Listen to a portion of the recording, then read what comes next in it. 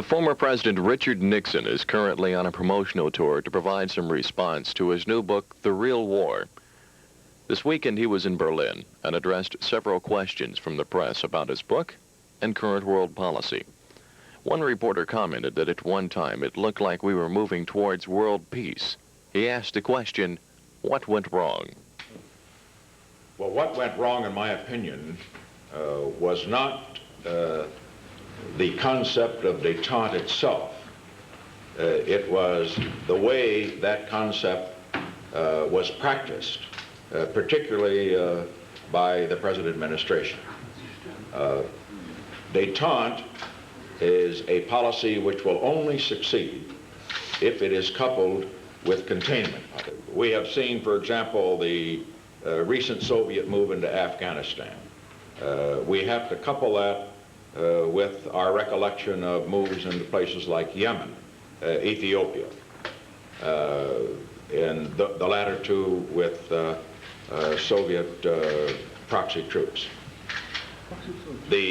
Until the Soviet Union desists in its attempts to expand through direct and indirect aggression in areas of interest to the West, the process of détente will be on the back burner. Mr. Nixon was also confronted with the subject of the presidency and whether or not the power of the presidency was so strong that the balance between the Oval Office and Congress had become imbalanced.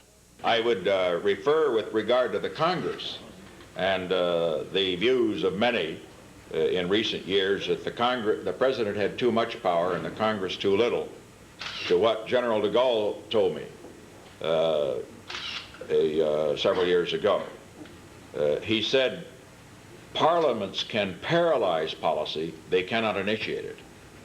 And I respect and appreciate the right and responsibility of members of Parliament, wherever they are, to express their views, their criticisms, constructive and negative, on the conduct of policy. But America, in its conduct of foreign policy, can speak with only one voice. 525 voices from the House and Senate cannot make a coherent policy. I was able to ask the former chief executive about the draft and its reinstatement. The draft was abolished during the Nixon administration, and I asked him if we need to reinstate the draft. Without getting into the technical details here, where we have some of our best armed forces located, I think that the draft no longer provides, will no longer be able to provide the number we may need, but even more important, it cannot provide in some areas the quality of personnel needed to handle the highly technical assignments. This is no reflection on the men we have in the services. They are excellent. But in the kind of military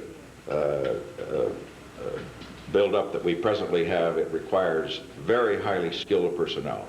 And I feel the draft is necessary in order to upgrade our personnel so that they are equal to the task.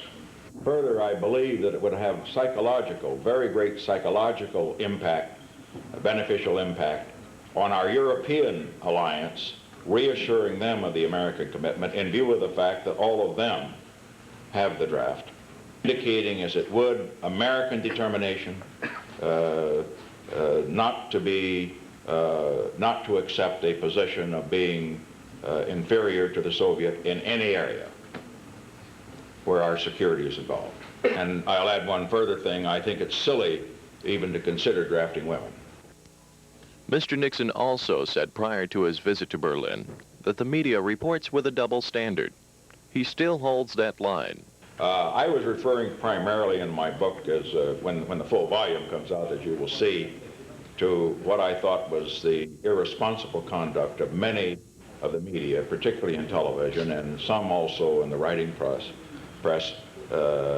in the reporting of the Vietnam War, in romanticizing Ho Chi Minh, the North Vietnamese, the liberators, and making the Americans look like savages.